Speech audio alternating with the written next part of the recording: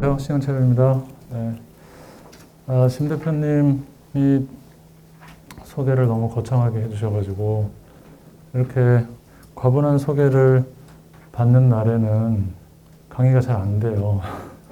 제 징크스 중에 하나인데 처음부터 너무 큰 기대를 하시게 만들고 이렇게 후련히 사라지시면 사회자분께서 제가 그때부터 막 부담이 돼가지고 원래보다 더 못하는 일이 벌어지곤 하는데 그러지 말아야 될 텐데 걱정입니다. 자, 이 두 가지 주제로 2주 동안 이제 말씀을 드려보려고 하는데 좀 맥락을 잘 모르시겠죠? 왜 갑자기 이런 제목을 하는지. 우리 박혜영 선생님께서 처음에 연락을 주셔가지고 강연을 제안하실 때 맨 처음에 해주셨던 얘기가 광주의 문학에 대한 광주 문학이라는 개념을 말씀을 하시면서 그런 게 있다면 당연히 있지만 어떤 고유성이 있느냐 이런 질문일 텐데 광주 문학이 있다면 그게 어떤 것일 거고 앞으로 그 광주 문학이 어떻게 더 발전해 나갈 수 있을까 이런 거에 대해서 한번 얘기해 보라고 제안을 해주셨어요. 제가 광주 시민으로 살기 시작한 지 이제 7년 차밖에 안 됐기 때문에 광주 문학에 대해서 뭘 얘기하자니 좀 민망하더라고요. 준비도 잘 안 돼 있고. 그래도 거절할 수 없게 부드럽게 압박을 주셔가지고 하겠습니다 하고는 이제 이런 주제를 나름대로 정해본 겁니다. 광주 문학 뭐 이런 얘기들을 떠올리다 보니까 저런 키워드들이 떠올랐어요. 근데 나중에 보니까 이 올해 인문지행 무등인문도시 하반기 강의 이 전체 주제가 통섭, 가로지르기의 인문학 이렇게 돼 있어서 제가 당황해가지고 저는 통섭은 잘 모릅니다. 그렇게 말씀을 드렸던 전화를 한번 드린 기억이 나는데 아무튼 그런 이유로 이런 주제가 선정이 됐다는 거 말씀을 드리고 그래서 기본적으로 문학 얘기를 하고 그다음에 광주 문학의 고유함이 무엇이며 그게 얼마나 큰 자산인지 뭐 이런 얘기들 위주로 준비를 했고요. 그리고 나눠드린 글은 그런 얘기하고 좀 관련이 있는 제 글 중에 하나인데 지금 미리 좀 이렇게 보고 계셔가지고 제가 좀 눈치가 이렇게 보였어요. 여러분들 어떻게 보고 계시나. 근데 썩 읽기가 편하지 않으시죠? 글이? 예. 제가 원래 글을 어렵게 쓰는 사람도 아니고 어렵게 쓰는 거는 못 쓰는 거라고 생각하는 사람인데 이 글은 좀 이유가 있어서 너무 힘을 많이 주고 쓴 글이에요. 그래서 각주도 많고 논문처럼 된 글인데 그래서 읽기가 좀 힘드셨을 것 같고 그래서 이 글을 가지고 쭉 진행할 건 아닙니다. 그렇게 되면 이제 학술 대회가 되는 거라서 그냥 편하게 들으실 수 있는 내용으로 준비를 했습니다. 너무 편해서 너무 쉽게 준비한 거 아니야? 라고 나가면서 욕을 하실지도 모르겠는데 그 정도로 저도 편하게 말씀드리고 편하게 들으실 수 있게 문학 위주로 한번 말씀드려 볼게요. 생존자의 죄책감, 수치심과 우리의 탄생 이렇게 되어 있는데 일단 죄책감과 수치심 사이에 이렇게 짧은 줄을 붙여놨죠.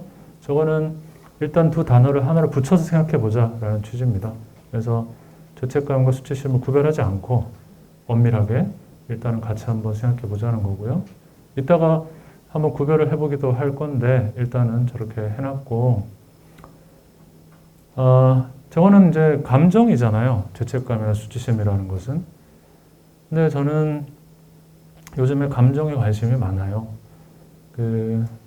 그래서 뭐 저는 감정의 윤리학 뭐 이런 개념을 거기 부제에다 붙이기도 했습니다만 몇 년 동안 관련된 공부를 조금씩 하고 있고 글도 쓰곤 하는데 왜 감정을 중요하게 생각하냐 하면 요즘 학계에 좀 유행하는 키워드이기도 하고요. 실제로 저만 독자적으로 하는 건 아니고, 제가 생각하기에는 사람이 어떤 행동에 나서고 세상을 바꾸고 싶다고 마음먹는 그 계기는 이념이라기보다는, 물론 이념이 이제 어떤 무기를 제공해 주긴 하겠습니다만, 가장 근원적인 동기는 감정이라고 생각하거든요. 그게 어떤 감정이든 간에. 논리적인 영역이 사람을 움직인다고 믿지는 않아요, 저는. 근데 거기에 어떤 감정적 요소가 결합될 때 그 논리가 이제 힘을 발휘하기 시작하는 거다. 그렇게 생각하는데, 어떤 감정이 인간한테 중요할까 이런 생각들을 하게 된 거죠. 그러다가 저 두 가지 감정에 관심을 갖게 됐습니다. 사실 저 감정들은 부정적인 감정들이잖아요. 죄책감, 수치심 이런 것들은 긍정적인 감정이 아니죠. 근데 저 부정적인 감정들이 우리에게 평소에 우리가 할 수 없는 일을 하게 만드는 그런 자기도 놀랄 정도의 자신의 변화를 가져오는 그런 에너지가 될 수는 없을까? 이런 생각을 이제 해봤습니다. 그래서 뭐 이런저런 얘기를 이제 준비를 했는데요. 근데 공교롭게도 한국 문학사를 쭉 보면 저 감정들이 대단히 중요하게 작동을 했다는 것을 알 수 있어요. 지금부터 이제 보여드릴 텐데 거의 뭐 죄책감의 문학사, 수치심의 문학사 이런 걸 써도 가능할 정도로 큰 영향을 미쳤습니다. 근데 제가 이제 그런 아이디어를 떠올렸는데 얼마 안 있다가 비슷한 책이 나왔어요. 서영채 선생님이라고 계신데 문학평론가 서영채 선생님이 죄의식과 부끄러움이라는 책을 내셨어요.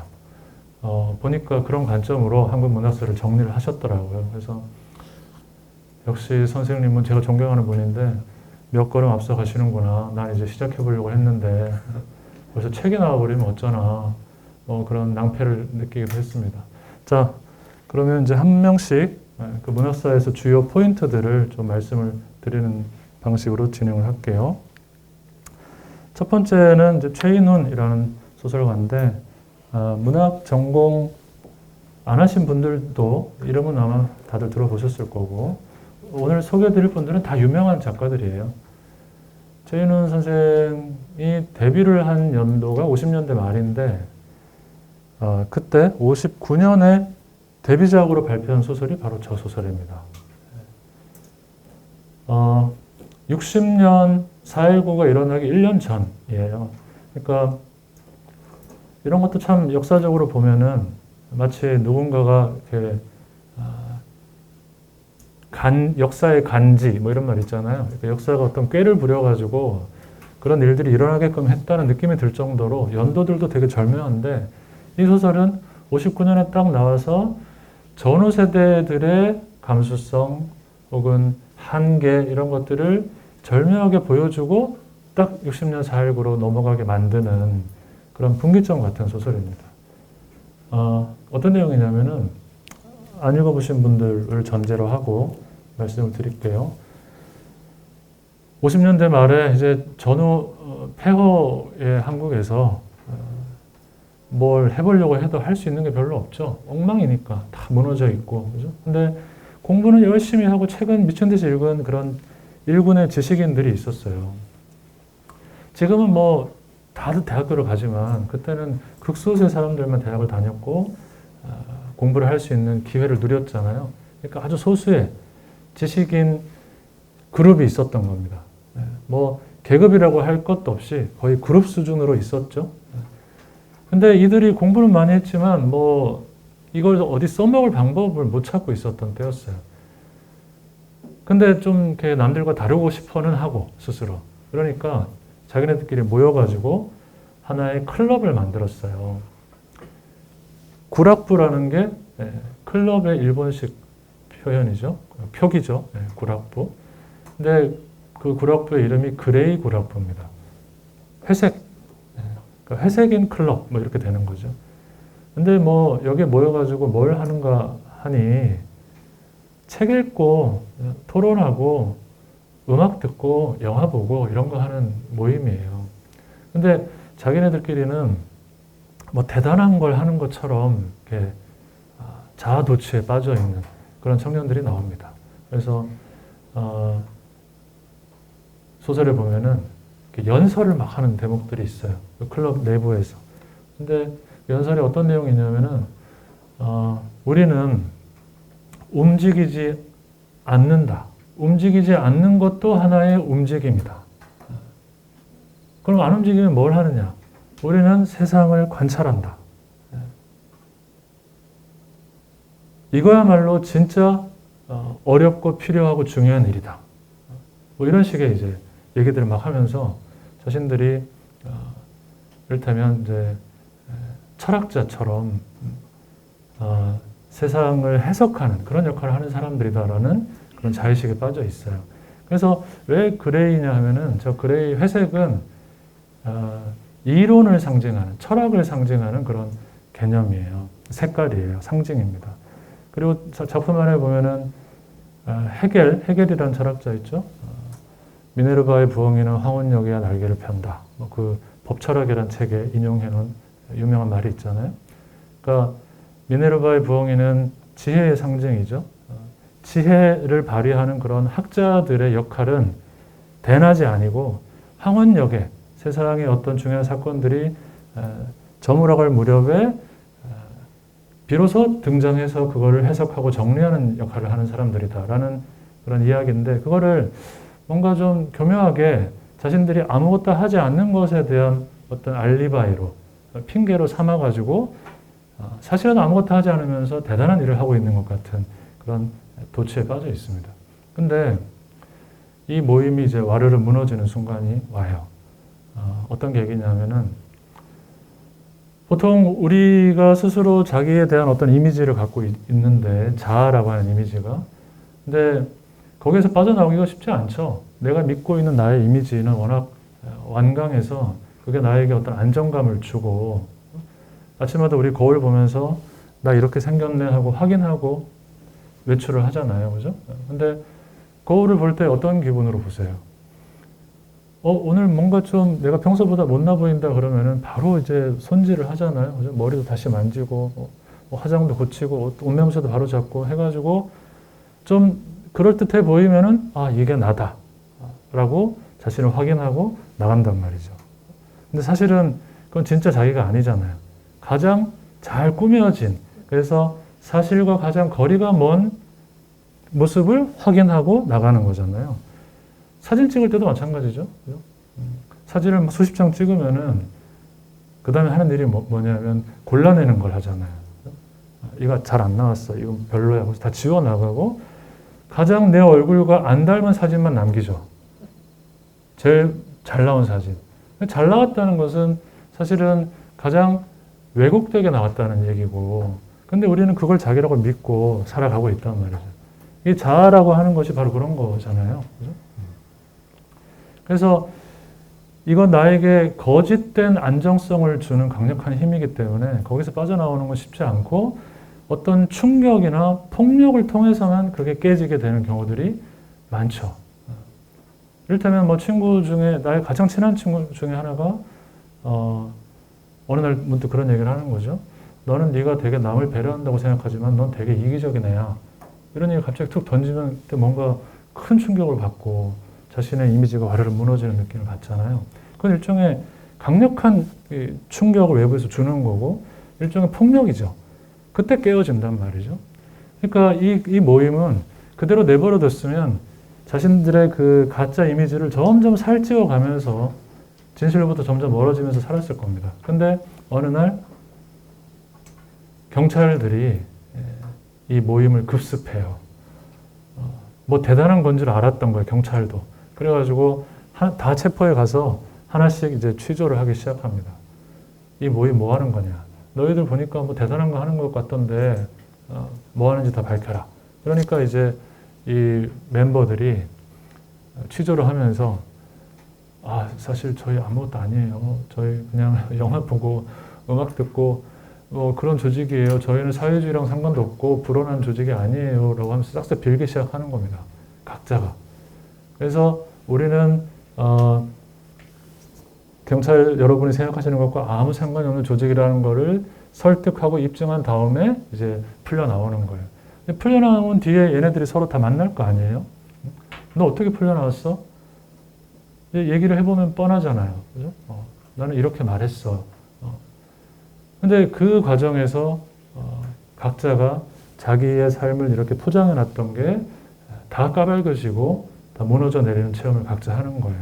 내가 사실은 이 모임을 되게 하찮게 생각하고 있었고 별거 아니라고 생각하고 있었지만 나 자신의 진실과 대면하기 싫어서 뭔가 거짓 이미지를 스스로 만들어 놓고 그 안에 빠져 있었다라는 것을 스스로 깨닫게 되는 겁니다. 변명처럼 말했다고 생각하지만 사실은 진실을 말해버렸다는 것을 뒤늦게 깨닫는 거예요. 매우 비참한 마음으로 경찰서를 나와가지고 이 모임이 이제 와해되는 그런 과정을 보여주는 소설입니다. 그러니까 전후에 지식인들이 얼마나 무기력하게 현실에 제대로 응전하지 못하는 채로 자신들의 관념적인 세계 안에서 자아도취적으로 빠져 있는가를 최인훈 자신이 바로 그런 지식인 중에 하나였기 때문에 누구보다도 날카롭게 폭로하는 그런 소설을 쓴 게 바로 이 소설입니다. 근데 이건 이제 59년에 이런 지식인들의 무력감이 어떤 절정에 도달했겠죠. 왜냐하면 60년에는 4.19 혁명이 일어났으니까요. 대학생들이 주축이 돼서 구체제를 무너뜨리는 혁명을 일으켰으니까 이건 이제 그레이 구락부하고는 완전히 다른 모습을 띠게 되는 거죠. 그래서 4.19 세대의 대표적인 작가 김승옥 얘기를 안 할 수가 없습니다. 아까 최인훈의 소설에서 주인공들이 마지막에 느꼈던 부끄러움은 내가 사실은 매우 기만적인 자아 이미지 안에 빠져 있었구나라는 걸 깨닫는 부끄러움이잖아요. 이제 4.19 세대로 넘어오면 또 다른 종류의 부끄러움이 이 세대의 기본 감정으로 작동을 하기 시작합니다. 특히 이제 무신기행이라는 소설을 얘기 안 할 수가 없는데 아마 보신 분들 많으시겠습니다만 서울에서 시골 출신인데 소설 안에는 무진이라는 지명이 나옵니다만 그건 이제 가상의 지명이고 실제 배경은 순천을 배경으로 한 것이다라고 알려져 있는데요. 그 무진이라는 시골 마을 출신인 한 청년이 서울에 진출을 해서 어떻게든 출세해 보려고 노력하다가 출세를 하죠. 제약회사, 큰 회사의 딸, 제약회사의 딸인데 그 딸이 이제 이혼을 해가지고 이혼녀로 살고 있는 그런 사람인데 이 주인공이 그녀와 이제 결혼을 하게 되면서 제약회사의 사위가 된 거예요. 그래서 출세를 이제 하는데 스스로 자기의 출세에 대한 그 부끄러움이 있어요. 이게 과연 내가 꿈꿔왔던 삶인가, 여자 잘 만나서 성공했다는 소리를 듣는 거 아닌가, 이런 이제 번민이 좀 있어가지고 마음이 이제 뒤숭숭해서 고향 무진으로 내려가는 것으로 이야기가 시작이 됩니다. 근데 거기 가서 누구를 만나죠? 서울에서 대학을 졸업했는데 무진으로 내려와서 음악 선생을 하고 있는 하인숙이라는 여성을 만납니다. 그리고 그 하인숙에게서 이 옛날에 무진에서 지내던 때에 자기 자신의 모습을 발견하고 그녀에게 어떤 연민과 욕망과 사랑이 뒤엉킨 그런 감정을 느끼면서 서울에서의 삶을 포기하고 그녀와 함께 진정한 진정성 있는 세계에서 살리라 이런 결심을 순간적으로 해요. 고향에서. 그래서 그 하인숙에게 당신을 데리고 서울로 올라가겠다 내가 그렇게 약속을 하죠. 서울에 있는 건 다 포기하겠다는 얘기인 거죠. 하인숙도 가고 싶어 하고 서울에. 그래서 이제는 거짓된 세계에서 탈출해서 진실한 삶을 살아야지 했는데 서울에서 갑자기 전보가 와요. 그때는 전보를 치잖아요. 전보가 와서 급히 상경할 것, 뭐 이런 식으로 전보가 오니까 뭔가 대단히 낭만적인 그 판타지에 빠져있던 이 남자가 정신을 번쩍 차리고 한인숙한테는 편지 한 통 남기지 않고 썼다가 찢어버리죠. 그러고는 서울로 도망치듯 떠나는. 그러면서 소설 끝에 보면은 나는 한인숙을 버리고 떠나면서 심한 부끄러움을 느꼈다 라고 얘기하면서 소설이 끝이 나요. 이 소설의 키워드도 바로 부끄러움입니다. 근데 이 부끄러움의 정체는 뭐냐? 여러 가지 상징적인 의미가 있습니다. 일단은 4.19 세대는 4.19 혁명의 주역이기도 하지만 5.16 쿠데타로 인해서 불과 1년 만에 그들이 도달했던 이상이 무너지는 걸 경험한 세대잖아요. 그죠? 그래서 이럴 때 쓰는 말이 우리가 환멸이라는 말을 쓰죠. 환상, 환각 할 때 그 환이잖아요. 그거를 꿈꾸면서 세상을 바꿨다고 생각했는데 그게 무너져 내리는 체험. 그게 환멸이죠. 모든 게 덧없다, 부질없다 이런 느낌을 받을 수밖에 없는 그런 체험을 한 세대입니다. 물론 다 그런 건 아니겠습니다.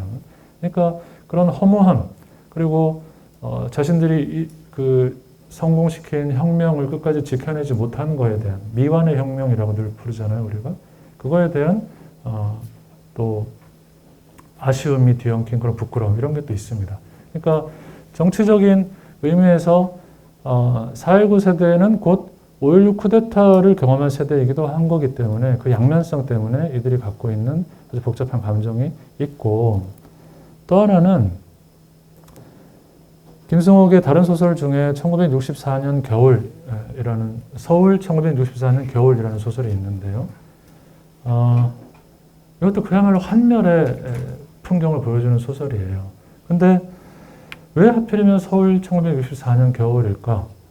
이걸 이제 생각해 보게 되는데 왜 63이면 안 되고 62면 안 되냐 이런 생각이 들잖아요. 근데 1964년은 어떤 해냐면 박정희 정권이 들어서자마자 박정희 정권이 시도했던 게 일본과의 관계 개선이었잖아요. 국교 정상화. 그래서 한일 협정이라고 우리가 흔히 그냥 편하게 부르는 그런 협정을 맺기 위한 준비를 착착착 진행을 합니다. 정권을 잡은 뒤부터 바로 시작을 해요. 그 당시 국무총리 김정필이 일본 왔다 갔다 하고 그랬었죠. 그런데 그때 청년 학생들이 이 협정에는, 이 조약에는 문제가 많다. 이거는 1905년에 을사늑약이라고 하죠. 그 이후에 60년 만에 또 한 번 아주 굴욕적인 조약을 맺는 것이다 라고 눈치를 채고 강력한 저항 운동을 하기 시작했어요. 물론 소수의 대학생들이 했던 거지만. 근데 64년에 크게 저항을 했는데 그 저항이 성공하지 못했고 65년에 그 협정이 맺어져 버렸거든요. 그때 이제 한일 청구권 협정이라고 해서 개인이 배상을 청구할 수 없게 돼버린 그런 협정도 그때 맺어졌잖아요. 그죠? 그 뒤에 지금 우리가 그것 때문에 여러 가지로 어려움을 많이 겪게 돼버렸잖아요.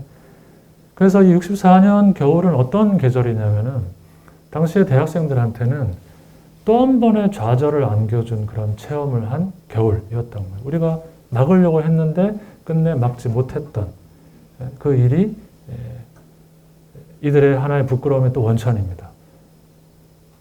그리고 또 한 가지는 무신기행의 중요한 설정은 도시와 시골이라고 하는 이 구도예요.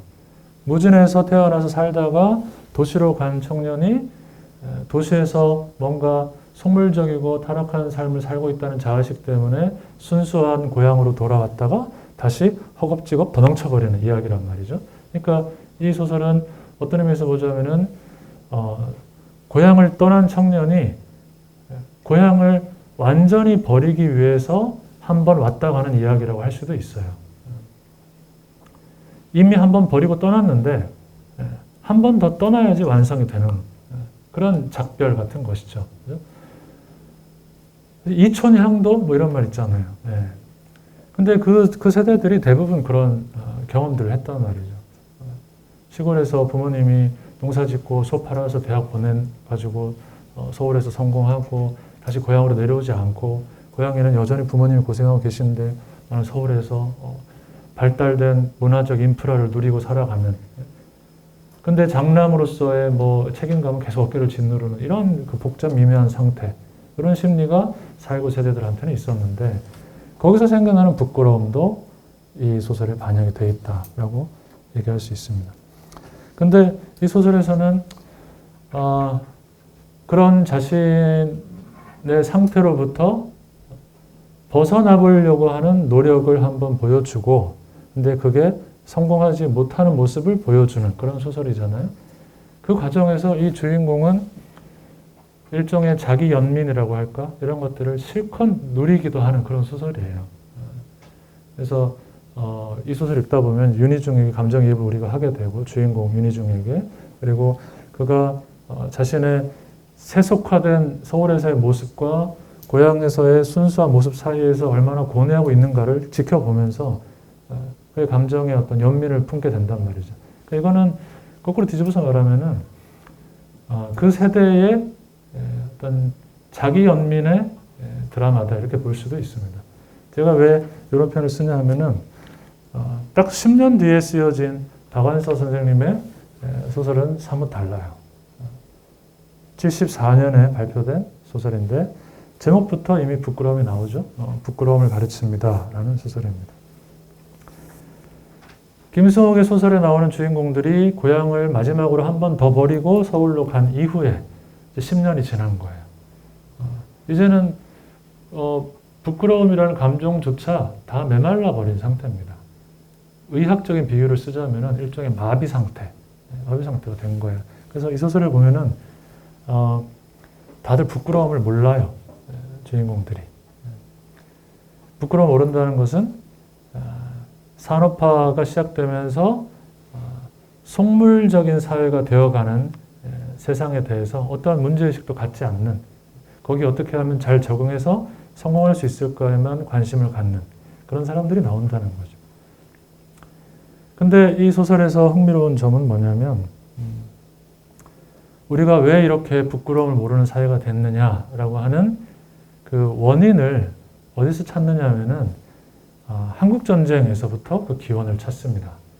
그러니까 60, 70년대 이후에 한국 사회가 산업화와 더불어서 급격히 세속화, 속물화 되어가는 과정을 겪었던 이유가 뭘까? 거기에 대한 박완서 선생님 나름대로의 사회학적 통찰이 여기에 담겨 있는데 그 결정적인 원인은 한국전쟁이라고 선생님은 생각해요.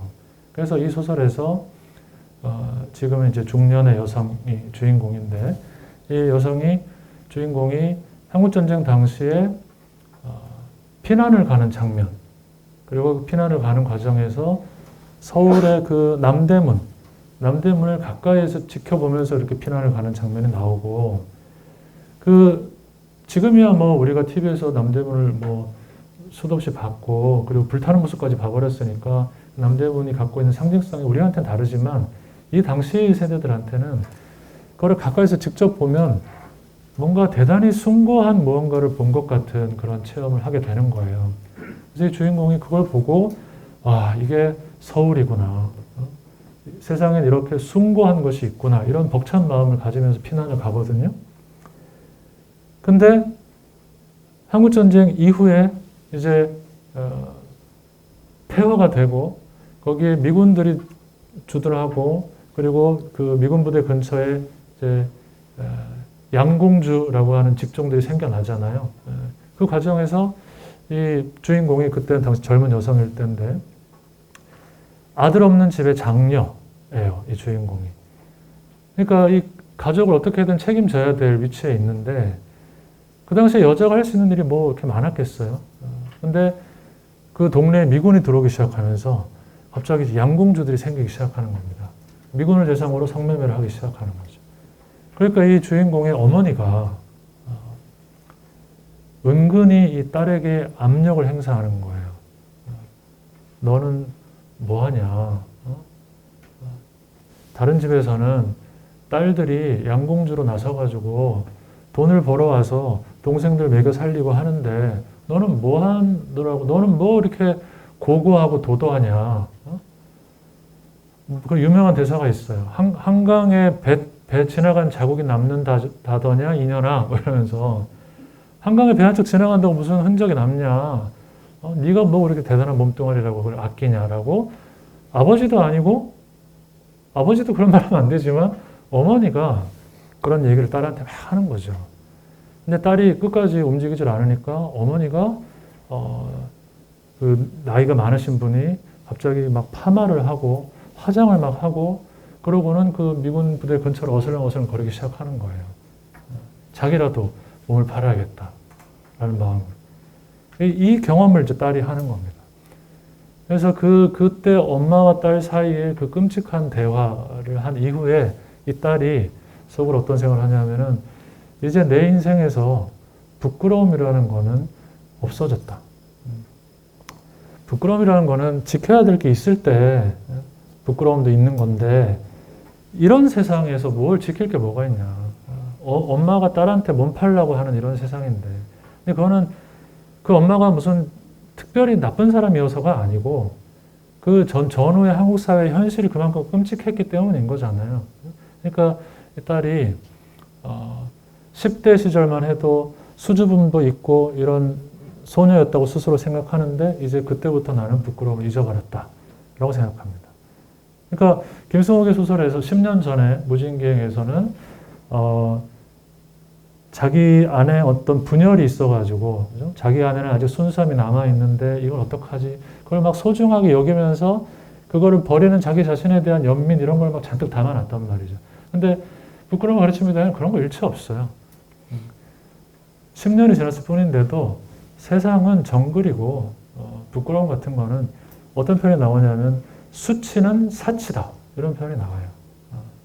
무슨 수치스러움이란 걸 느끼냐. 근데 이건 거꾸로 얘기하면 수치는 사치다라는 말은 이제 비로소 수치라고 하는 것이 하나의 가치가 되기 시작했다라는 걸 보여주는 것이기도 합니다. 너무나 귀해져 버렸기 때문에. 그죠? 그러니까 원래는 이 동아시아 사회의 전통 안에서 부끄러움이라고 하는 것은 도덕적인 덕목 중에 하나잖아요. 근데 그런 게 이제 한국 전쟁을 거치면서 파괴되어 버린 상황에 대한 아주 냉정한 통찰. 그게 이 소설에는 있습니다. 근데 후반부에 이 주인공이 자기는 이제 부끄러움이라는 거 없다. 그래서 자기는 철저하게 그 세상에 의해서 속물화 되어버린 사람이지만 그래도 마음속에 그게 참 끔찍하고 징그러운 거라는 거에 대한 감각 정도는 있어요. 나도 속물이지만 속물은 참 싫다. 이런 생각이 있어요. 그리고 그런 사람일수록 어떤 게 발달하냐면은 타인의 위선에 대해서 되게 예민해진단 말이죠. 나는 부끄러움을 다 잊어버리고 이렇게 때가 묻어서 사는데 이 사람은 되게 고고해 보인단 말이에요. 그러면은 저게 진짜일까 아니면 위선일까 이런 것들에 대해서 예민하게 관찰을 하고 이 사람도 결국은 속물이라는 것을 확인해야만 자기도 정당화가 되는 것 같은 그런 느낌을 받는 거. 그런 걸로 되게 예민하게 발달이 돼 있어요. 요새도 뭐 그런 얘기 우리 많이 하잖아요. 그죠? 요새 한국 사회에서 위선에 대한 감각이 얼마나 발달했어요. 예전에는 솔직한 악보다는 위선이 낫다. 위선은 그래도 착하게 살려고 흉내라도 내고 노력이라도 하는 건데 그런 마인드가 있었다면 지금은 위선보다 오히려 악이 낫다라는 분위기까지 느껴질 정도로 사람들이 위선에 대해서 매우 거부감을 느끼는 경우를 우리가 많이 봅니다. 그거는 거꾸로 뒤집어 생각해 보면 사람들이 그만큼 자신이 지켜야 될 어떤 기준으로부터 스스로 자꾸 내려가고 있다라는 자괴감 이런 게 작동을 하기 때문에 타인이 그 기준 위에 있는 것에 대해서 매우 의심스럽게 쳐다보는 이런 감각이 발달하는 거다. 이렇게 볼 수도 있지 않겠어요? 그래서 이 소설에서 주인공도 위선에 되게 예민한 사람인데 그래서 저거 봐, 쟤도 부끄러운 척 연기하는 거야. 아무도 부끄러움을 몰라. 그럼 마음 편해지죠? 다 나쁜 놈이면 나는 나쁜 놈이 아닌 거니까. 그죠? 누구도 나쁜 놈이 아닌 거니까.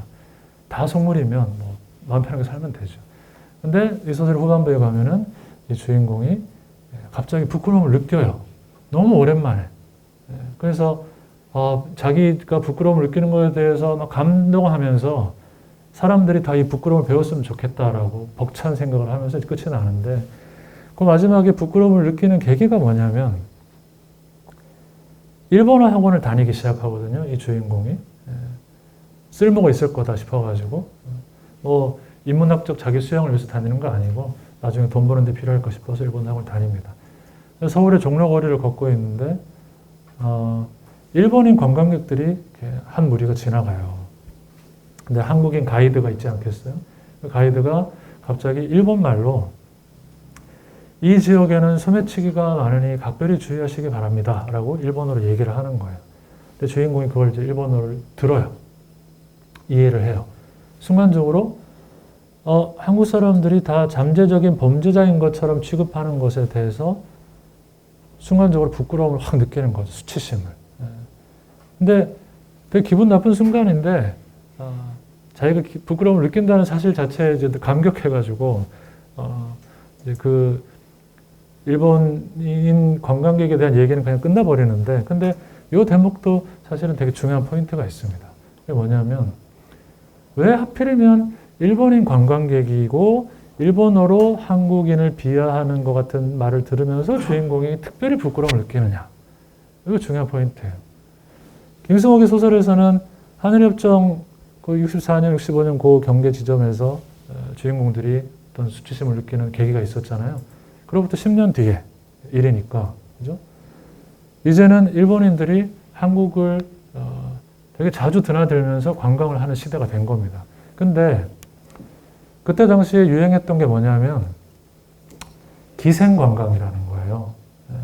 혹시 뭐 좀 연배가 있으신 분들은 들어보신 적 있는지 모르겠습니다만 그 70년대 그 무렵에 국가적으로 외화 획득을 위해서 특히 일본인 관광객들을 유치하기 위해서 국가가 젊은 여성들에게 일종의 기생증이라고 할까 이런 것들을 발급했어요. 그래서 그 증이 있으면은 통금에도 다 안 걸리게 해주고 밤 늦게까지 일본인 관광객들을 접대할 수 있게 통행증의 역할을 하는 그런 걸 주고 그랬습니다. 왜냐하면 국가가 일종의 포주처럼 젊은 여성들을 기생으로 양성해서 관광객들을 상대하게 했던 거예요. 지금 생각하면 어떻게 그런 일이 있었을까 좀 어이가 없으실 텐데 그때 실제로 있었습니다. 그래서 일본인 관광객들이 많이 왔어요. 요새 우리나라에 남성 관광객들이 동아시아에 가가지고 뭐 성매매하고 이런 경우 많이 보잖아요. 똑같은 일을 그때는 일본이 우리나라에 가서 했던 겁니다. 그러니까 그런 배경이 이 소설에 은연중에 깔려 있다. 이것도 놓치면 안 되겠죠. 자, 그리고 이제 74년 소설로 이미 넘어와 버렸지만 72년으로 조금 거슬러 올라가면 황석영 선생 얘기를 잠깐 하려고 하는데 유신 시대죠 이제 전후 세대의 부끄러움, 산업화 시대의 부끄러움 이걸 지나서 이제 1972년, 73년 요 무렵이 이제 반유신 투쟁이 시작되는 그 기점이고 73년 같은 경우는 한국의 민주화 운동의 역사에서 어떤 그 뭐랄까요 출발점 같은 역할을 하는 물론 그 이전에 뭐 아까 제가 말씀드린 한일협정 반대 운동 같은 것도 있었지만 본격적인 조직적인 반독재 투쟁을 전개했던 기점은 73년인데 그 기점 바로 1년 전에 나온 소설입니다. 제가 아까 연도들이 되게 절묘하다고 말씀드렸는데 이 소설이 73년 이후에 유신 세대들이 어떤 마음으로 혹은 어떤 부끄러움을 느끼면서 현실에 참여할 수밖에 없었는가를 보여주는 소설이에요. 교실을 배경으로 한 소설입니다. 한 중학교쯤 되는 교실인데 그런 애들 있잖아요. 반장, 그 폭력을 휘두르고 애들 일진처럼 애들 지배하는 그런 애가 있는 교실이에요. 그래서 다른 학생들이 전부 걔 눈치 보고 걔가 시키는 대로 하고 삥 뜯고 뭐 이런 교실입니다. 근데 주인공은 공부도 잘하고 아마 그 유년기의 황석영 선생 본인을 투영한 것 같은 캐릭터인데 이 모든 게 한심해 죽겠는 거죠. 그 일진 같은 그놈도 한심하고 그거를 따르는 애들도 다 한심해요. 근데 나는 차라리 거기에 발을 담그지 않을랜다. 그러고는 한 발 떨어져서 냉소적으로 지켜보는 그런 캐릭터입니다. 근데 이 교실에 젊은 여자 교생 선생님이 와요. 선생님 옆에 딱 오는데 그 일진 같은 반장이 차렷, 경례 이런 걸 한단 말이죠. 걔가 시키는 대로 선생님한테 인사를 딱 하는 그 순간 이 주인공이 부끄러움을 느끼기 시작해요. 아, 이거 되게 부끄럽다. 저 선생님 앞에서 저런 한심한 반장이 시키는 대로 인사를 하고 있는 자기 자신이 부끄럽게 느껴지는 거예요. 그리고 그 선생님하고 이제 친해집니다. 선생님이 뭔가 눈치를 채는 거예요. 이 반의 분위기를. 그래서 이 주인공한테 그 불의를 보고도 모른 척 하는 것은 부끄러운 일이고, 그리고 공부를 특히 잘하는 아이, 형편이 좋은, 가정 형편이 좋은 아이일수록 그렇지 못한 친구들한테 부끄러움을 느껴야 해요. 이런 얘기를 해줍니다.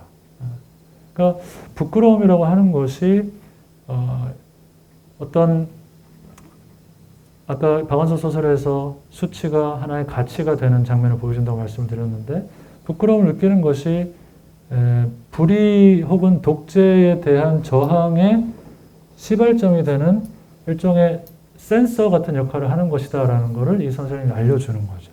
그리고 이 소녀는 선생님이 자기를 보고 있기 때문에 뭔가 해야 된다고 생각하기 시작해요. 그래서 선생님한테 부끄럽지 않은 사람이 되기 위해서 얘가 중심이 돼서 이 교실의 그 폭군을 몰아내기 위한 일종의 교실 혁명을 해나가는 과정을 보여주는 그런 소설입니다. 근데 이 소설에서 흥미로운 점은 뭐냐면 어떤 이상적인 인물 혹은 이상적인 가치가 우리한테는 있어야 되고, 현실이 거기에 미치지 못할 때 우리는 거기에 대해서 부끄러움을 느껴야 된다. 선생님이 보시기에 우리 반은 엉망이야. 이건 너무 부끄러워. 이런 게 작동을 하고 있단 말이죠. 그러니까 민주주의라든지 이런 인권이라든지 이런 숭고한 가치들이 있는데, 그 가치에 비추어서 현실을 바라봐야 되고, 거기에 어떤 격차가 있으면 거기에 대해서는 부끄러움을 느낄 줄 알아야 한다라는 감각이 이 아이한테는 생기는 겁니다. 그리고 이 아이로 하여금 행동에 나서게 하는 근본 동력 중에 하나는, 제가 아까 초반에 말씀드린 것처럼 사람한테는 이 감정적인 동력이 되게 중요하다라는 말씀을 드렸는데, 이 아이한테는 그게 선생님에 대한 호감이에요. 선생님한테 칭찬받고 싶다. 특별한 아이가 되고 싶다. 일종의 사랑이죠. 사랑이라고 하는 열정이, 그 에너지가 한 사람의 정치적, 사회적 실천의 동력이 될 수 있다라는 것을 좀 뭐랄까요, 세련되고 정교하지는 않지만 좀 투박한 방식으로나마 그걸 보여주는 소설이에요. 이념적으로 혹은 도덕적으로 선과 악에 대한 판단이 있고, 그로부터 현실에 대한 변혁적 실천이 시작된다. 이런 관점이 아니라, 황세현 선생 같으면 그런 소설을 쓸 법도 한데, 그게 아니라 오히려 정치적 실천이라는 것은 한 사람에 대한 사랑의 마음, 그걸로부터 시작될 수도 있는 거다. 이렇게 얘기하고 있다는 점에서 이 소설은 또 독특한 매력이 있는 소설입니다. 그리고 그런 정치적 실천에서 중요한 것 중에 하나는 두려움을 어떻게 극복하느냐 하는 거잖아요. 근데 우리가 두려움을 극복할 수 있는 가장 큰 에너지가 뭔가? 이걸 생각해 보면은 그 중에 하나도 사랑이죠. 사랑하는 사람을 위해서, 혹은 사랑하는 사람 앞에서 두려워하는 모습을 보일 수도 없고, 두려움도 느끼지 못하고 뭔가를 하는 그런 일들이 우리한테는 있잖아요. 그러니까 그런 얘기도 이 소설 안에 담겨 있다. 이렇게 말씀드릴 수 있습니다. 자, 그 다음에 황세영 선생 얘기를 했으니까 또 이문열 얘기를 안 할 수가 없는데, 두 분은 한국 문학사의 영원한 라이벌이죠. 근데 이 황세현 선생이 아까 그 아우를 위하여라는 소설의 배경이 교실이다라고 제가 말씀을 드렸는데, 이 소설도 그렇습니다. 이 소설은 워낙 유명하니까 많이들 아실 텐데, 이것도 교실을 배경으로 한 소설이죠. 그리고 여기에도 폭군 같은 반장이 있고요. 이런 설정이 거의 비슷해요. 이거는 당연히 군부 독재가 통치했던 한국 사회를 교실 안에다가 응축해 놓은 설정입니다. 일종의 우화라고 할 수 있는 것이죠. 그래서 혹자들은 이문열 작가가 황석영 선생의 그 소설을 모방했고 심지어 표절했다라고 주장하는 사람도 꽤 있었어요. 근데 그 주장은 힘을 얻지 못했습니다. 왜냐하면은 그 설정만 비슷하지 실제로 하고 있는 얘기는 정반대에 가까워요. 그러니까 이런 경우에 쓰는 용어가 따로 하나 있는데 그게 뭐냐면 평행소설이라는 개념입니다. 패러렐 너블이라는 개념이 있습니다. 패러렐 평행선이죠. 패러렐 너블이에요. 평행소설. 이게 뭐냐면은 두 소설이 나란히 가는 겁니다. 맞서면서. 만나지 못하잖아요. 평행선은. 대치 상태죠. 대치 상태로 이어지는 얘기다. 뭐냐면은 설정은 같지만 서로 대조되는 세계관을 갖고 있는 소설인 거예요. 그 정도로 다른 얘기를 하고 있습니다.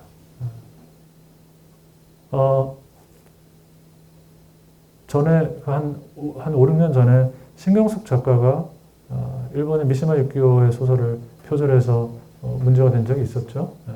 그때 한 5줄 정도가 거의 똑같기 때문에 이거는 우연의 결과가 아니고 보고 쓴 것이다라고 할 수밖에 없는 그런 상황이었어요.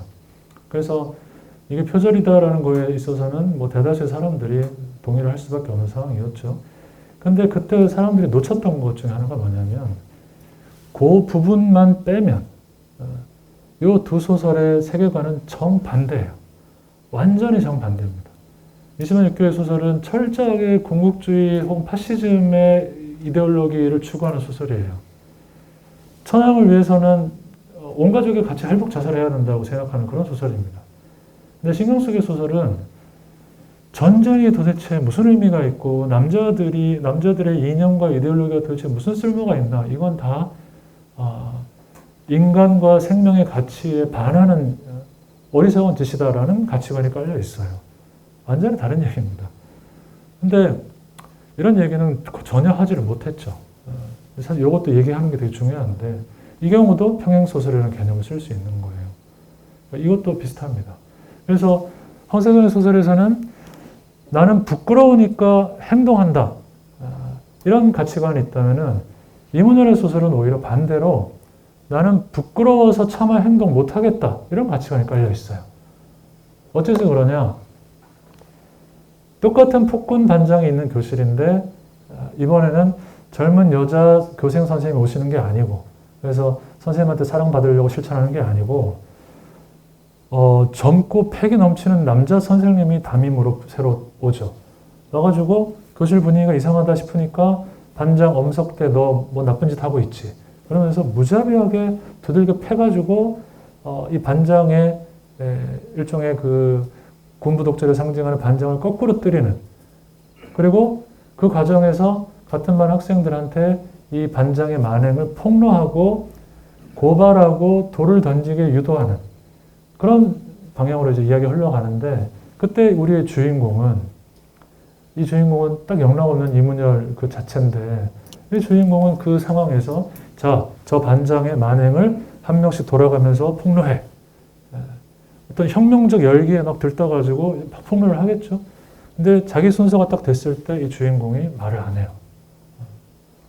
누구보다도 고생을 한 당사자임에도 불구하고 입을 딱 닫아버려요. 그리고 저 반장을 내쫓는 투표를 하는데 거기에도 모든 반 아이들이 다 저 반장 쫓아내야 된다라고 투표를 하는데 이 주인공만 무효표를 던져요. 왜 그런 행동을 하느냐?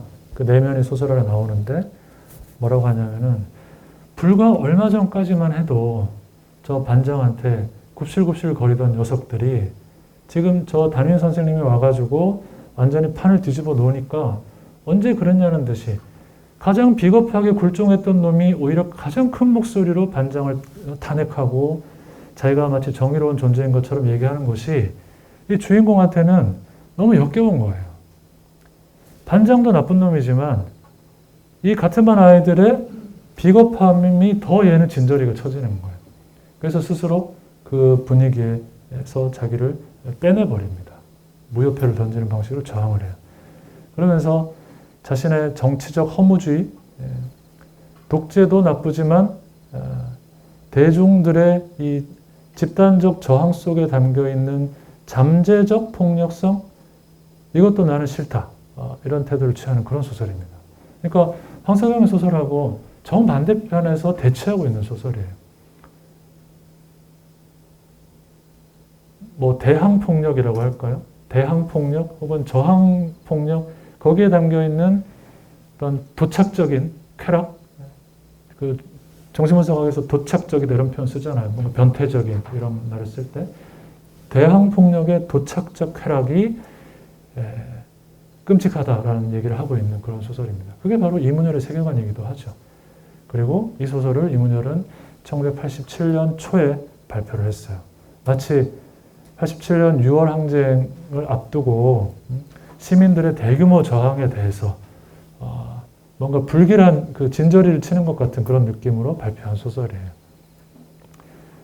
가장 이문열다운 소설 중에 하나고 이문열의 대표작 중에 하나고 그렇습니다. 그래서 제가 언젠가 한번 써보려고 하는데 아직 못 썼지만 정치적인 그 진보주의와 보수주의의 세계관적 그 기반에 뭐가 있는가 이런 얘기를 정치학에서 많이 하잖아요. 문학에서 그런 얘기를 하기에 딱 좋은 두 소설이 바로 아까 그 황석영의 아우를 위하여와 이문열의 이 소설이에요. 진보와 보수의 근본 감정, 근본 태도가 뭔지를 절묘하게 보여주는 그런 소설입니다. 그래서 이 소설에서 주인공은 자기 나름대로 부끄럽다. 우리 반 애들 부끄럽다. 쪽팔린다. 이런 생각을 하는데 이 부끄러움은 또 완전히 다른 부끄러움이죠. 제가 마지막 순서로 배치를 한 것은 이제 80년 뭐 전후 세대, 산업화 세대, 뭐 유신 세대 이렇게 거쳐온 셈인데 87년도 거쳤고 이제는 광주로 87년은 나중이지만 광주 세대로까지 온 것입니다. 애초에 그 광주 문학에 대한 주제를 제안받았을 때 당연히 뭐 이 얘기를 안 할 수가 없겠다라고 생각했던 것이기도 하고요. 임철호 선생님 얘기인데 80년 5월에 대한한국문학, 다른 말로 하자면 광주 문학을 상징한다고 할 수 있을 법한 분이시죠. 근데 이 임철호 선생님의 그 80년대 이후에 그 집요하고 치열한 글쓰기 이면에도 부끄러움이라고 하는 강한 감정적 에너지가 있어요. 그 말씀을 드리려고 하는 건데 선생님이 80년 당시에 아마 아시는 분도 아실 텐데요. 그 전남대를 나오셨는데 80년 당시에는 이제 광주에서 연극을 하고 계시던 때입니다. 연극하는 친구들하고 같이 어울리던 때인데 그때 5월에 이제 사건이 시작된 거죠. 근데 임철호 선생님은 당시에 초반에 친척 집에 대피해 있었어요. 그 무슨 다락방 같은 데에 계셨습니다. 왜? 두려워서. 두려움 때문에 숨어 있으셨던 거예요.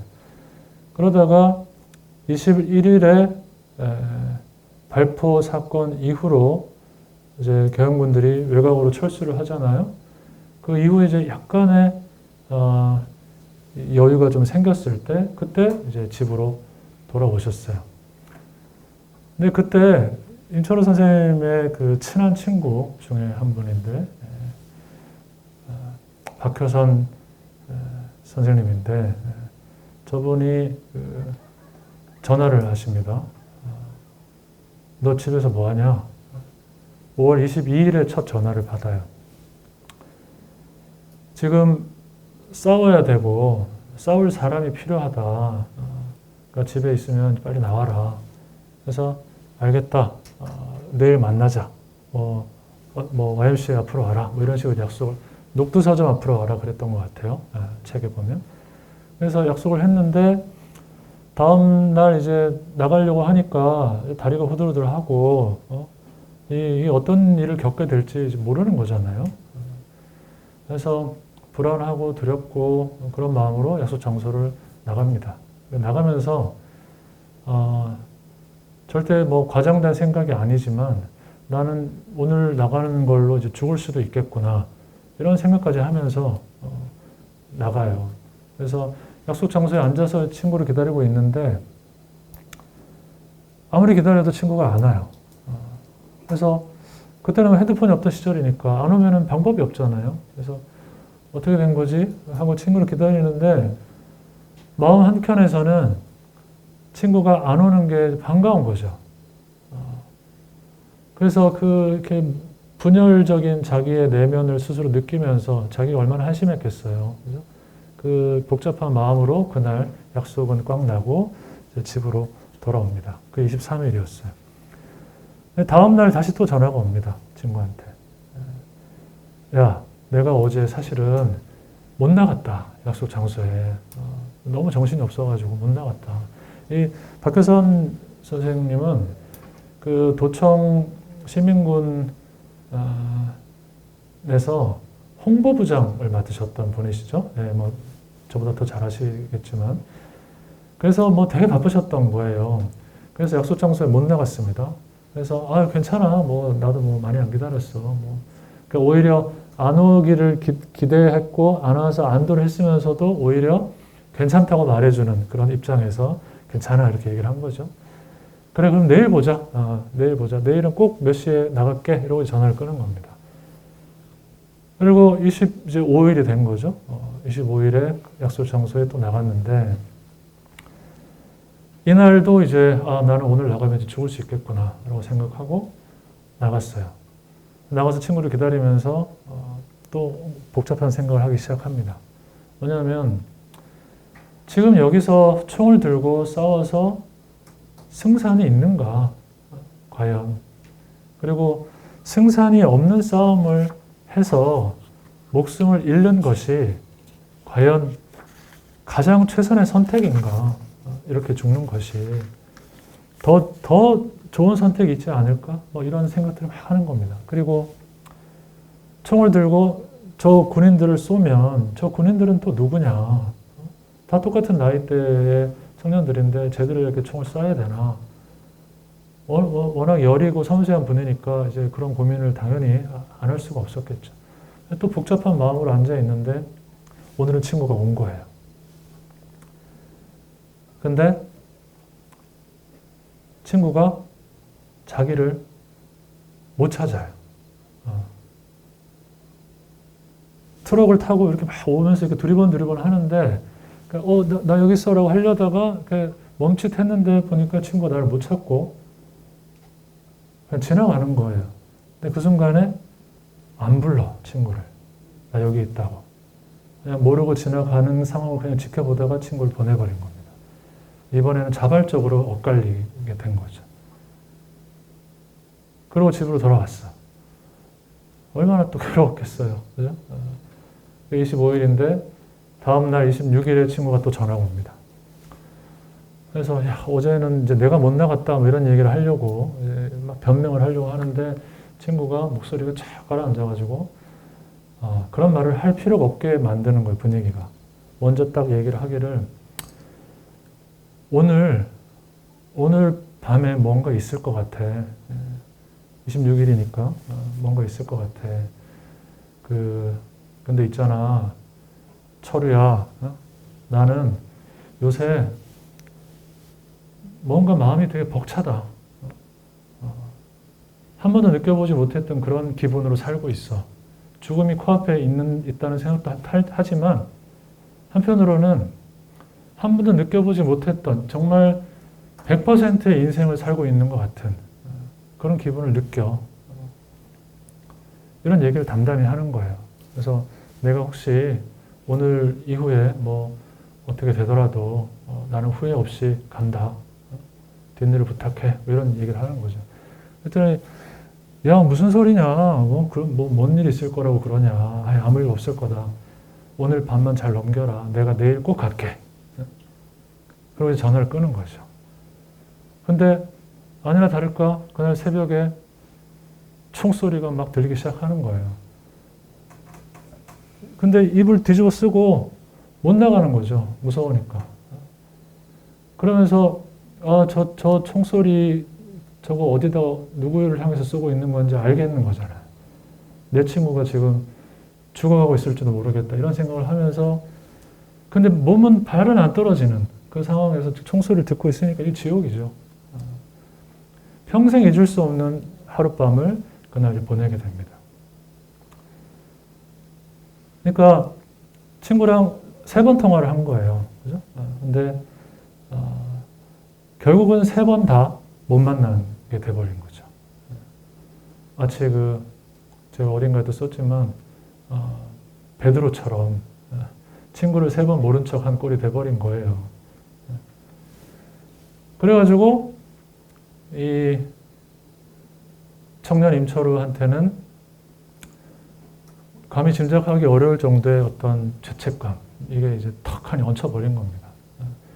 그래서 선생님이 82년에 서울로 공부하러 가셔서 소설가도 데뷔도 하고 이제 청년 작가로 활동을 하기 시작했는데 서울에 딱 가보니까 완전 다른 세상인 거죠. 82년부터 서울에서 지냈는데 자기가 다니던 대학원에 어느 대학원이셨다? 서강대였나? 뭐 대학원을 다니시는데 광주에서 왔다 그러니까 다들 물어보는 거예요. 야, 80년에 무슨 일 있었어? 흉흉하던데 소문이? 물어보는 거죠. 그래서 일단 첫 번째로 아무것도 모른다는 게 너무 충격적이고 그래서 그 분노와 울분을 참으면서 얘기를 막 하는 거지. 하나하나. 그랬더니 반응들이 뭐냐면은 안 믿거나 에이 말도 안 돼 안 믿거나 아니면은 그냥 호기심에 반짝반짝하는 눈으로 그냥 듣거나 마치 무슨 영화 얘기 듣는 것도 아니고 그렇게 듣거나 이러는 거예요. 서울 사람들이. 그러니까 너무 큰 충격을 받은 거죠. 그래서 밥도 안 넘어가고 너무 괴롭고 자기는 그 현장에서 여하튼 도망쳐 온 것 같은 존재잖아요. 근데 이 아무도 모르고 아무도 믿지 않고 하는 이 상황 속에서 얼마나 괴롭겠어요. 자기 처지가. 그래서 밥도 안 먹고 잠도 안 자고 이런 생활을 한동안 하기 시작합니다. 선생님의 기록에 따르면은 한 15일 동안은 안 잤대요. 그게 가능한지 저는 잘 모르겠지만 그건 제정신으로 있었던 일은 아니겠죠. 제정신이 아닌 상태로 15일 동안 안 자고 하니까 어느 날 이제 막 환각이 보이고 이러다가 내가 미치겠구나. 스스로도 느껴지더래요. 이러다가는 정말 정신적으로 문제가 생기겠구나. 근데 딱 그 시점 돼서 갑자기 눈물이 막 쏟아지기 시작하더니 그 전까지는 이제 뭔가 분노와 울분 때문에 이 속에서 긴장만 계속 커지다가 이게 이제 그 무렵에 탁 터져 나오면서 통곡을 하다가 이제 스스로 결심을 한 거죠. 소설을 써야겠다. 광주에 대해서. 80년 5월을 내가 내 문학으로 완벽하게 복원하고 사람들한테 하나도 빠짐없이 다 알려야 되겠다. 여기에 내 인생을 걸어야 되겠다. 그래서 신한테 기도를 하는 거예요. 나를 도와달라고. 그래서 그때부터 그러니까 기점으로 치면은 82년부터입니다. 이 선생님의 소설이 시작된 것은 봄날이라는 소설 있죠. 5권짜리 장편 소설. 5월 광주를 그린 소설의 결정판인데 5권짜리 대하 소설인데 그걸 82년부터 준비를 해서 자료가 쉽게 구해졌겠어요. 그때. 지금이야 많아졌지만 자료 구하고 찾아다니고 온 벽에 종이 붙여놓고 잘 안 쓰지만 막 기도를 하고 안 되면은 망월동도 가서 밤에 막 걸어 다니기도 하고 귀신도 만나고 막 거의 제정신이 아닌 상태로 소설을 쓰기 시작해가지고 조금씩 써서 15년 뒤에 98년에 완성을 합니다. 80년대 82, 3년부터 시작해가지고 98년에 다 써요. 지금이야 뭐 한강훈 선생의 소년이 온다 같은 소설들을 많이들 읽고 하지만 그때는 광주에 대한 소설이 생각보다 그렇게 많지 않았던 때예요. 그러니까 결정판을 내겠다라는 생각으로 이제 썼던 거죠. 근데 그때 임철호 선생은 이 소설을 쓰는 과정에서 끊임없이 나에게 이 소설을 쓰라고 내 속에서 말해주는 존재가 있었던 거죠. 그게 바로 박효선 선생입니다. 친구. 그래서 이 소설을 다 쓰면, 근데 박효선 선생은 돌아가시지는 않았어요. 그래서 이 소설을 다 쓰면 친구한테 가서 그때 사실은 널 봤었다. 네가 지나가는 거 봤는데 모른 척 했다. 다 얘기하고 속죄도 하고 다 털어내고 싶었던 거죠. 그 소설을 쓰고 나서 출간까지 하고 나서 그것도 이제 꽤 한참 미루다가 친구한테 이제 겨우 연락을 했는데 너무나 반갑게 고생했다 뭐 이러면서 이제 격려를 해주면서 한번 보자. 그래서 이제 갔는데 이분이 암에 걸린 거예요. 친구가. 그러니까 암에 걸려서 누워있는 사람한테 뭐 내가 사실은 옛날에 어쩌고 저쩌고 이런 얘기가 안 떨어지는 거죠. 입이. 그래서 그냥 몸조리 잘해라. 괜찮겠지 설마 이러고는 이제 옵니다. 한번 미룬 거예요. 다시 가서 제대로 얘기해야지. 그러고 이제 마음 먹고 있다가 또 차일피일 미루는 와중에 이제는 그쪽에서 전화가 딱 와요. 또 받아보니까 다른 분이 전화를 했는데 위독하다는 전화가 온 겁니다. 가는 길에 이미 돌아가셨어요. 그래서 끝까지 말을 못한 거예요. 돌아가실 때까지. 그래서 이 소설을 써서 친구한테 바치리라 했는데 친구가 기다려주지 않은 거죠. 사실은 너무 오래 기다린 걸 수도 있고. 그래서 그 기회를 놓치고 그 다음에 2004년에 저 백년여관이라는 책을 내면서 저 책의 맨 앞에다가 고 박효선 영전에 이렇게 이제 써서 책을 출간을 합니다. 그리고 저 책에다가 그 전에 얘기한 적 없는 그 80년 5월에 세 번의 엇갈림 그 얘기도 다 써요. 너무 부끄러운 기억이지만 그걸 이제 봄날이라는 소설을 썼으니까 얘기해야 되겠다고 생각하셨던 것 같아요. 그래서 그 얘기를 다 했습니다. 소설에서. 근데 저 소설에 보면 뒷얘기가 나오는데 알고 보니까 저 박효선 선생도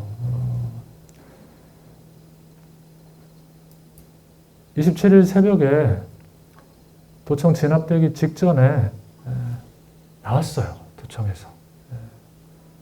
그 윤상원 평전에 보면은 그 박효선 열사에 대한 얘기가 다 기록이 되어 있는데 도망쳤다라는 서술어를 써놨어요. 그 책에. 도망쳤다. 그래서 이분도 사실은 그 이후로 어쩌면 임철호 선생님보다 더 극심한 죄책감과 수치심 속에서 살았던 거예요.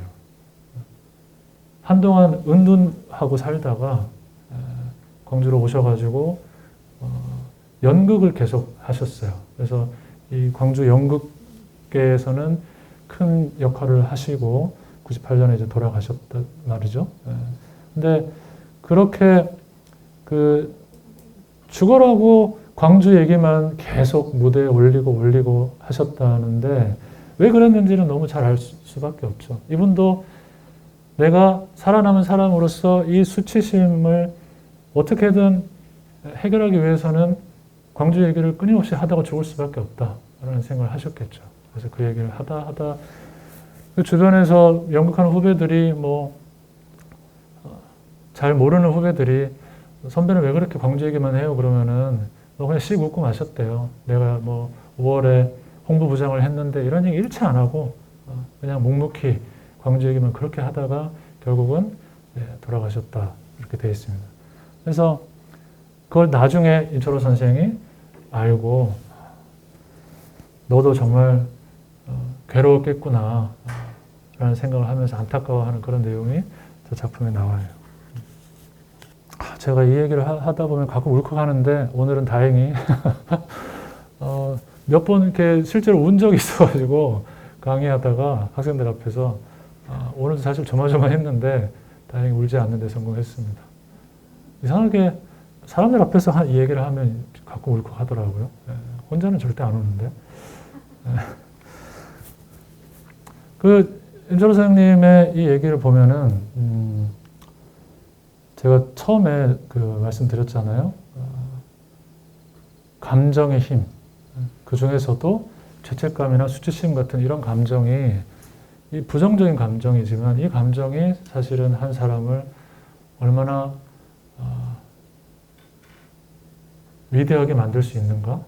뭐 이런 생각을 하게 만드는 가장 인간적인 약함을 갖고 있는 사람이 그 때문에 가장 인간으로서 할 수 있는 위대한 일을 하게도 되는 이 과정, 이게 저한테는 참 마음이 아프면서도 경이롭고 윤철호 선생님을 생각하면 항상 이 수치심의 힘에 대해서, 부끄러움의 힘에 대해서 생각하게 됩니다. 근데 이건 임철호 선생님만의 얘기가 아니고 사실은 이 세대들한테는 뭐 어느 정도는 다 공통된 그 부분이죠. 부끄러움. 그래서 한국 문학만의 특징이라고 할 수는 없겠지만 한국 문학에서 이 부끄러움이라고 하는 감정은 정말 중요하다라는 것을 보여주는 사례입니다. 그리고 386 세대라고 요새는 386이라는 말 잘 안 쓰죠. 아무튼 그 86세대의 집단적 멘탈리티, 감정의 하나가 바로 이 부끄러움이고, 이게 한동안 한국 사회를 오랫동안 지배했던 그런 기본 감정 중에 하나라고 할 수도 있죠.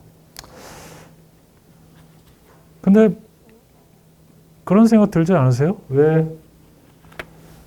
부끄러움일까? 우리가 아까 죄책감, 수치심 뭐 두 가지 개념을 다 얘기했는데 왜 죄책감보다 부끄러움이라는 개념이 더 많이 나올까? 저도 그게 궁금해서 한번 찾아봤어요.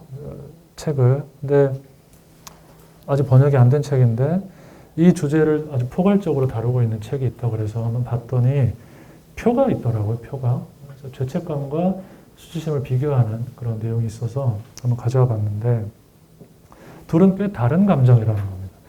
우리한테는 좀 비슷하게 느껴지죠. 친구한테 미안하고 부끄럽고 뭐 다 비슷한 것 같지만 심리학에서는 구별을 하는데 죄책감은 뭐에 대해서 느끼냐면은 자기의 특정한 행동에 대해서 느낀다는 거예요. 내가 그런 행동을 하다니 그 행동에 대해서 느끼는 게 죄책감. 그래서 특정한 행동이라고 되어 있고요. 수치심은 나라는 존재 전체에 대해서 느끼는 거라는 겁니다. 그래서 포괄적인 자아가 수치심의 대상이다라는 거예요. 그리고 타자와는 어떤 관련이 있느냐?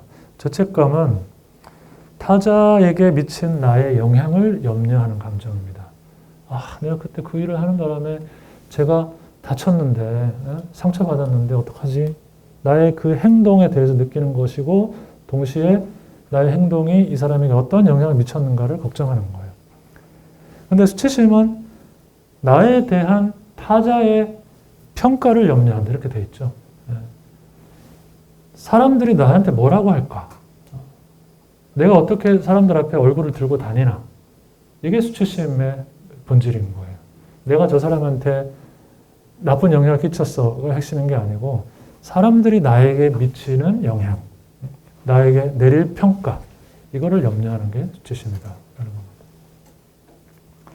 그래서 죄책감의 경우는 부여되는 동기, 그러니까 이걸 하고 싶어진다라는 그게 뭐 어떤 거냐면은 고백, 사과, 복구. 야, 미안하다. 고백하고 사과하고 바로 잡으려고 하는 그런 게 죄책감의 행동들이고요. 수치심의 경우는 은신, 도망, 반격. 은신, 도망. 부끄러우니까 숨고 싶은 거예요. 근데 이 수치심이 너무 강하게 자극이 되면, 이를테면 부모가 자식을 훈육할 때 수치심을 너무 강하게 자극해서 훈육을 할 수 있잖아요. 그죠? 옛날에 뭐 오줌 싸면은 동네 돌아다니게 한 게 다 수치심의 훈육 아닙니까? 그죠? 교육학에서는 그거 안 좋다고 얘기하잖아요. 근데 그 수치심을 너무 강하게 자극하면은 어떻게 되냐면 죄송합니다가 되는 게 아니라 갑자기 멱살을 잡고 네가 뭔데 이렇게 돼버리는 거예요. 반격을 하는 공격성을 자극하는 감정이 수치심이기 때문에 수치심은 위험하다. 정도 이상으로 자극하면 안 된다. 이런 비교를 합니다. 근데 이런 비교를 하면서 저 책의 저자가 뭐라고 하냐면 죄책감이 괴로울까 수치심이 더 괴로울까 이런 질문을 던져요. 뭔 것 같으세요? 죄책감. 네, 갈리네요. 이게 참 애매해요, 이게 사실은. 근데 이 책은 수치심이 더 고통스럽다라고 쓰고 있습니다. 왜 그럴까 또 생각해 보게 되는 거죠. 근데 그 둘의 결정적인 차이 중에 하나는 뭐냐면 죄책감에는 없지만 수치심에는 강하게 존재하는 요소가 하나 있어요. 그게 뭐냐면 타자들입니다. 사람들. 그러니까 내가 죄책감이 느껴질 만한 행위를 했어요. 근데 이건 이 사람과 나 사이의 문제예요. 이때까지는 그냥 죄책감인 겁니다. 근데 이게 만약에 이 사람의 폭로에 의해서든 혹은 뭐 어떤 이유로 인해서든 세상에 알려지면 그때는 이게 수치심의 영역으로 넘어가는 거예요. 그리고 이게 훨씬 더 고통스럽게 되는 겁니다. 왜냐하면 1대1의 관계가 아니라 1대 다 많은 사람을 상대해야 되니까요. 그죠? 이게 그렇다는 것을 우리가 쉽게 알 수 있는 방법은 범죄자들 신상 공개할 때 보면 막 뒤집어 쓰고 막 나오려고 하는 범죄자들 있잖아요. 그죠? 수치심을 느낀다는 증거죠. 근데 죄책감은 느끼는 것 같지 않아 보일 때가 있어요. 기자가 마이크를 대고 왜 이렇게 얼굴을 가리십니까? 뭐 피해자한테 할 말 없습니까? 그러면 피해자들 죄송합니다. 뭐 어쩌면 해놓고는 피해자한테 할 말 없으니까 그럼 갑자기 입을 닫아버리고 들어가 버리는 사람들 있잖아요. 그 사람들 실제로 사람들 앞에 노출되는 거에 대한 굴욕감 이건 느껴도 정작 내가 피해를 준 당사자한테는 별 감정이 없는 거예요. 우리가 다 그런 건 아니지만 그런 경우가 있을 수 있다는 겁니다. 요즘에는 한술 더 떠가지고 수치심조차도 못 느끼는 것처럼 보이는 사람들도 있죠. 저번에 우리 N번방 사건 때 그 조주빈이라는 애 보셨잖아요. 걔도 있고 그 좀 나중에 스토킹 해가지고 그 여자랑 그 가족까지 다 죽여버린 애 하나 있었죠. 걔네들 둘 다 기자들 앞에 서가지고 얼마나 당당해요. 그죠? 근데 그 친구들이 우리한테 섬뜩한 느낌을 주는 이유는 죄책감은 뭐 기대도 안 하는데 수치심조차도 없는 오히려 기자들 앞에서 카메라 세례를 받는 그 상황이 내가 한 번도 평생 받아본 적이 없는 주목을 받고 있는 그런 상황에 대한 어떤 도취감 같은 거를 느끼는 것처럼 보이기까지 하는 그게 섬뜩한 느낌을 준다는 말이죠. 근데 그건 정말 예외적인 경우고 대부분은 죄책감이 공적인 것으로 변했을 때 이제 수치심이 거기에 더해지는 그런 경우가 많기 때문에 둘 사이에는 그런 관계가 있고 그리고 강도는 수치심이 더 세다. 그럴듯하죠? 그죠? 네. 그래서 제가 나눠드린 그 글에도 뭐 그런 내용이 후반부에 나옵니다만 죄책감은 그렇게 먼 곳까지 가지 못한다. 이런 구절이 있어요. 그러니까 오래 못 간다는 겁니다. 왜냐하면 결국 한 사람과의 문제이기 때문에 이 사람만 나를 용서하면 되는 거고 심지어 이 사람이 용서하기 전에 내가 이 사람을 먼저 잊어버리기도 해요. 죄책감으로부터 내가 도망칠 수 있는 가능성이 크다는 겁니다. 그게 인간이죠. 근데 수치심은 기본적으로 한 사람이 아니기 때문에 세상이기 때문에 한 사람은 내가 잊어버릴 수 있지만 세상은 잊어버릴 수는 없잖아요. 세상이 나를 안 잊는데 결코. 그러니까 한 사람의 용서로 해결되는 게 아니라 세상과의 관계 속에서 나의 존재 전체가 용서를 받아야 되는 거예요. 내 존재가 정당화될 필요가 있는 겁니다. 한 사람과의 관계만이 아니기 때문에. 그러니까 수치심은 훨씬 더 무겁고 다루기 어려운 감정인 거죠. 그 부끄러움의 감정으로 글을 쓴 문인들 얘기하다가 갑자기 범죄자들로 넘어가가지고 그분들 사이에 어떤 공통점을 만드는 것처럼 보였을지도 모르겠는데, 윤리적인 수치심이 나의 존재가 이 사회 안에서 부끄러워졌다. 그러니까 나를 정당화할 필요가 있다. 이런 방식으로 움직이면 그건 이 사람으로 하여금 어떤 위대한 일을 하게 만들 수도 있는 것이고, 그게 아까 말씀드린 것처럼 글쓰기가 되는 것이죠. 그러니까 모든 문학이 수치심의 산물은 아니지만 수치심은 글쓰기로 이어지는 어떤 맥락이 분명히 존재할 수 있다. 왜냐하면 내 존재가 이 사회 안에서 정당화돼야 되니까. 내가 가치 있는 존재가 돼야만 하니까. 자기에게 어떤 의무를 부여하지 않을 수가 없다라는 겁니다. 그런 의미에서 프리모 레비 같은 이런 분들이 아우슈비츠 수용소에서 생존하신 분이잖아요. 아까 임철원 선생님 같은 케이스처럼 생존자의 죄책감, 생존자의 수치심, 이걸 느끼는 이제 케이스인데, 이분이 왜 나는 살았을까? 다른 사람들은 죽었는데, 이거에 대한 그 괴로움, 수치심 때문에 그걸 이기기 위한 방책 중에 하나가 이분한테는 글쓰기였었어요. 증언. 그래서 40년 동안 책을 썼죠. 그리고 저 책이 가라앉은 자와 구조된 자라는 책인데, 저 책이 마지막 책이고요. 한 40년 동안 책을 쓰시다가 저 책을 끝으로 스스로 목숨을 끊었어요. 저분 때문에 이제 생존자의 죄책감이라는 개념이 꽤 널리 알려지기 시작했고, 그게 또 아주 중요한 주제인데, 지금 시간이 40분이죠. 네.